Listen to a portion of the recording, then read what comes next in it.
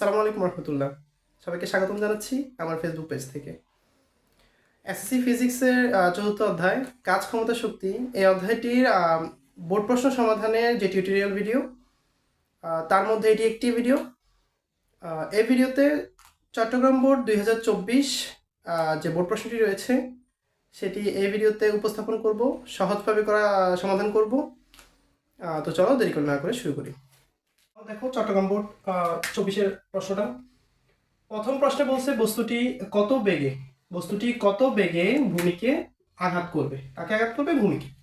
ঠিক আছে, তো গ নাম্বারের তোটা একটু খেয়াল করো কিভাবে সমাধান করব। এখানে আমাদেরকে কি চাইছে? বেগ চাইছে না? আচ্ছা, আমাদের দেওয়া আছে কি? উচ্চতা দেওয়া আছে, আর কি দেওয়া আছে ভাইয়া?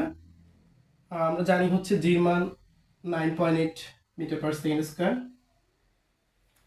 ঠিক আছে, তো এখানে যেহেতু উচ্চতা দেওয়া আছে তার আমরা সূত্রটা ব্যবহার করতে পারি, যে আমরা জানি ভি স্কয়ার সমান ইউ স্কয়ার প্লাস 2gh। বস্তুটা যেহেতু উপর থেকে নিচের দিকে পড়তেছে এই জন্য এখানে প্লাস, যদি আমরা নিচ থেকে কোনো বস্তুকে উপর দিয়ে নিক্ষেপ করতাম তাহলে এখানে হতো মাইনাস। ঠিক আছে, এই জিনিসটা খেয়াল রাখবা। তাহলে দেখো যেহেতু বস্তুটি স্থির অবস্থায় আছে তাহলে আদিবেগ হবে 0 স্কয়ার প্লাস 2 ইন্টু 9.8 ইন্টু উচ্চতা হচ্ছে কত? 15 মিটার। তাহলে এটাকে ক্যালকুলেট করে দেখি কত হয়। 2 ইন্টু 9.8 ইন্টু 15, তাহলে আসতেছে কত? 294। এটা হচ্ছে ভি স্কোয়ার মান। তাহলে ভির মান কি আসতেছে ভাইয়া? রুট করে দিবে, স্কোয়ারটাকে পাশে নিলে রুট হয়ে যাবে। 294কে রুট করলে কি হয় দেখি একটু। রুট 294, এখানে আসতেছে হচ্ছে 17.14, বা সাইন্টিফিক ক্যালকুলেটরে দিলে দশমিকে না এসে রুট আকারে কিছু একটা আসতে পারে। এটা যেহেতু সাইন্টিফিক না, এটা দশমিক চলে আসছে 14 মিটার পার সেকেন্ড। ঠিক আছে, অর্থাৎ 17.14 মিটার পার সেকেন্ড ব্যাগে বস্তুটি ভূমিতে আঘাত করবে। এখানে বলছে আমাদেরকে পড়ন্ত অবস্থায় বস্তুটি কোন অবস্থানে বিভব শক্তি, যান্ত্রিক শক্তি। যান্ত্রিক শক্তি বলতে কি বোঝায়? মোট শক্তি। যান্ত্রিক শক্তি বলতে কি বোঝায়? মোট শক্তি, অর্থাৎ গতিশক্তি এবং বিভব শক্তির যোগফল। যান্ত্রিক শক্তির অর্ধেক হবে। ঠিক আছে, কোন বিন্দু আমরা তো জানি না, এখানে একটু খেয়াল করো তো, চিত্রটা একটু ভালো করে খেয়াল করো। এটা হচ্ছে ভাইয়া 15 মিটার। তো বস্তুটা এখানে আছে, এটা হচ্ছে এ বিন্দু, ধরো এটা বি বিন্দু। এখন আমরা যদি বলি ধরো এখানে বস্তুটা বিভব শক্তি যান্ত্রিক শক্তির অর্ধেক হবে, তাহলে এটাকে আমরা ধরে নিলাম সি ভাইয়া। তাহলে এখান থেকে এতটুকুকে যদি আমরা এক্স মিটার ধরে নিই তাহলে এটা আমাদের কি হবে? 15 মাইনাস এক্স না? তো আমরা দোনোটার উচ্চতাটা বের করে নিলাম। ঠিক আছে, এখন আমরা যদি লিখি, দেখো ভাইয়া প্রশ্ন মতে বা শর্ত মতে দিয়ে প্রশ্ন মতে বিভব শক্তি হচ্ছে এই বিন্দুতে, এখন বিভব শক্তি দাঁড়াচ্ছে এম জি। এইচ এর জায়গায় আমরা লিখবো এখন এক্স, যেহেতু বিভব শক্তির উচ্চতাটা কাউন্ট করা হয় যেখানে বস্তুটা আছে ওখান থেকে নিচের দিকে। আর আমাদেরকে শর্তের মধ্যে যে বলছে যান্ত্রিক শক্তি অর্ধেক হবে, তাহলে আমরা এখানে হাফ লিখি। এখন আসলে যান্ত্রিক শক্তিটা কি?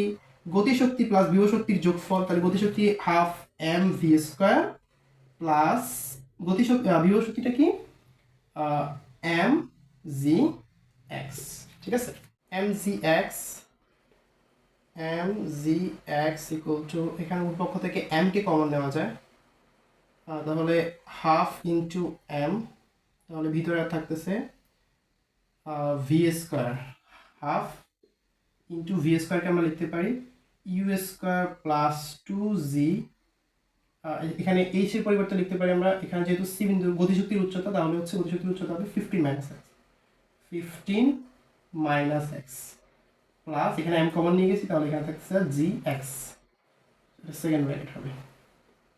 এখন আমরা এখানে এম এটার সাথে কাটিয়ে দিলাম, আর 2 এটা ভাগ অবস্থা আছে, এর পাশে নিয়ে আসলে গুণ অবস্থা, অর্থাৎ 2gx ইকুয়াল টু, এখানে কি করা যায় একটু দেখি। দেখো তো ভাইয়া, হাফ ইন্টু আদিবেগ 0, তাহলে এখানে দেখো, তাহলে 2g 15 এর সাথে গুণ হলে হচ্ছে 30, জি মাইনাস 2gx আর হচ্ছে যে ভাইয়া প্লাস gx।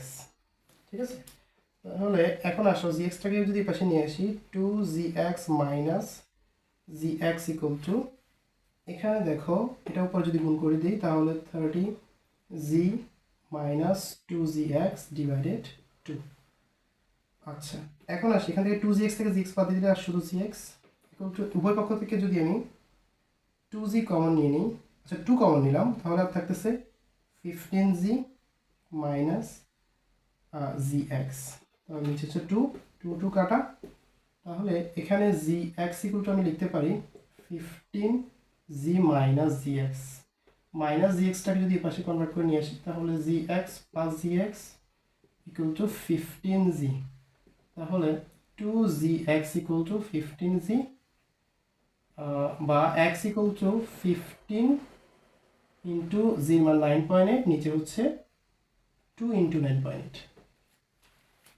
এটাকে যদি ক্যালকুলেট করে দেখি কি হয়, উপরে হচ্ছে 15 গুণ 9.8, 15 গুণ 9.8 করলে আসতেছে 147, আর নিচে হচ্ছে 2 ইন্টু 9.8 করলে আসতেছে 19.6। এখন দুইটাকে যদি ভাগ করি, ভাগ 19.6, তাহলে আসতেছে, সুতরাং x ইকুয়াল টু 7.5 মিটার। অর্থাৎ আমাদেরকে যে প্রশ্নটা বলছে, পড়ন্ত অবস্থায় বস্তুটি কোন অবস্থানে আমরা ধরে নিয়েছিলাম যে এই অবস্থানটার মধ্যে বিভব শক্তি যান্ত্রিক শক্তি মানে মোট শক্তির অর্ধেক হবে। তো আমরা এখানে যেহেতু ধরে নিয়েছি, তাহলে আমরা এতটুকুকে উচ্চতা ধরে নিয়েছিলাম x, অর্থাৎ x এর মান বের করছি 7.5, তাহলে এখন আমরা বলতে পারি যে 7.5 মিটার উচ্চতায় বিভব শক্তিটা যান্ত্রিক শক্তি বা মোট শক্তির অর্ধেক হবে। ঠিক আছে, তো এই ভিডিওটা পর্যন্তই। ঠিক আছে, আল্লাহ হাফিজ, আসসালামু আলাইকুম।